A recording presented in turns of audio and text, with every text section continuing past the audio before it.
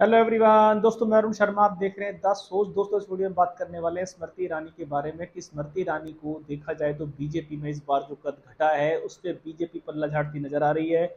और अब मुद्दे की बात यह है कि उनसे उनका बंगला भी छीनने की तैयारी हो चुकी है, क्योंकि जो लोकसभा में उनकी हार हुई है उसके चलते उनको बंगला खाली करना पड़ेगा। दोस्तों, अगर आप चैनल पहली बार हैं, जुड़ सकते हैं सारी वीडियो को देखने के लिए। दोस्तों, बात करते हैं जानी मानी दिग्गज नेता, फायर ब्रांड नेता स्मृति ईरानी के बारे में, जो फिल्म इंडस्ट्री में काफी उन्होंने धूम मचाई। उसके बाद बीजेपी के साथ वो जुड़ गई और उन्होंने काफी सारा बीजेपी में संघर्ष किया।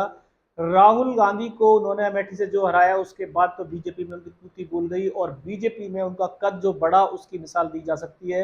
उनको मोदी मंत्रिमंडल में काफी बड़े बड़े विभाग दे दिए गए, जिसके चलते स्मृति ईरानी का अहंकार सातवें आसमान पे था। वो इंसान को इंसान नहीं समझ रही थी और आए दिन राहुल गांधी को संसद में बैठना भारी कर रखा था और वो कहती कि राहुल गांधी को तो किसी भी सीट को जीतने नहीं देगी। यहां तक कि उन्होंने वायनाड तक पीछा किया पर उल्टा धराशायी हुई।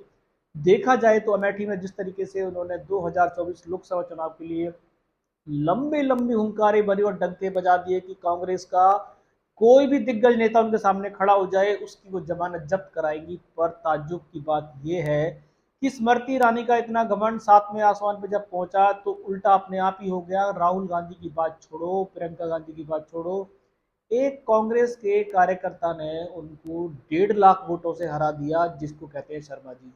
शर्मा जी को बीजेपी शायद मंथन करने में भूल गड़बड़ कर गई और किशोरीलाल शर्मा जी का जिस तरीके का फीडबैक बीजेपी के पास पहुंचा उससे स्मृति ईरानी को लग रहा था कि राहुल गांधी तो क्या कोई मैदान में आ जाए और अमेठी की सीट वो जीत कर ही रहेंगी। पर समीकरण जिस तरीके से यूपी का गणित बीजेपी के हाथों से फैला है वो उनको अभी तक मंथन पे मंथन जारी है। यहाँ तक कि योगी की आए दिन बैठ के जा रही है पर वो मंथन अभी तक क्लियर नहीं कर पाई कि राम मंदिर का कार्ड यूपी में क्यों नहीं चल पाया। और स्मृति ईरानी ने जिस तरीके के लंबी लंबी हुंकारे भरी थी वो धराशायी हो गई। अब मुद्दा इसमें चेंज हो गया है कि स्मृति ईरानी को लोकसभा चुनाव के करारी हार के बाद बीजेपी मंत्रिमंडल में रिपीट नहीं किया गया।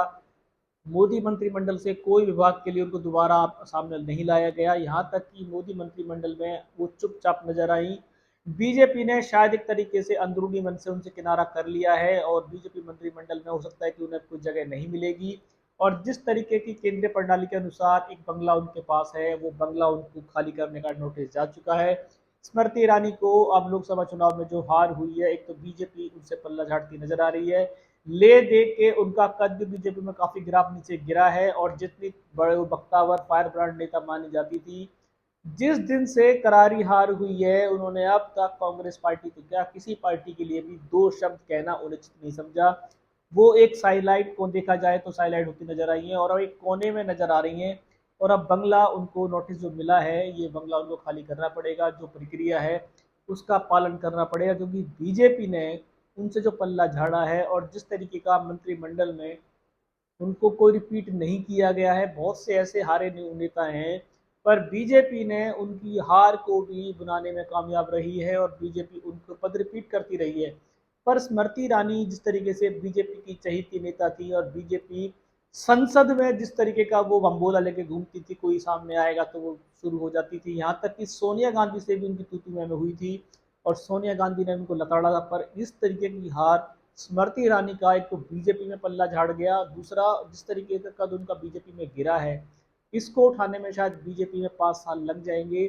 और अब उनके पास जो बंगला है उसको भी खाली करना पड़ेगा। वो एक प्रवक्ता या बीजेपी में कार्यकर्ता क्या बनेंगी, क्योंकि बीजेपी उनके साथ कोई सहानुभूति प्रकट करने में राजी नहीं है और बीजेपी ने फिलहाल मंत्रिमंडल से उनको भारी रखा। दोस्तों, फिलहाल फायर ब्रांड नेता स्मृति ईरानी जो राहुल गांधी के नाम से बहुत जानी जाती थी, बीजेपी में सिर्फ राहुल गांधी पे हमला करने के लिए इनको छोड़ा जाता था, जो अमेठी की जनता समझ चुकी थी।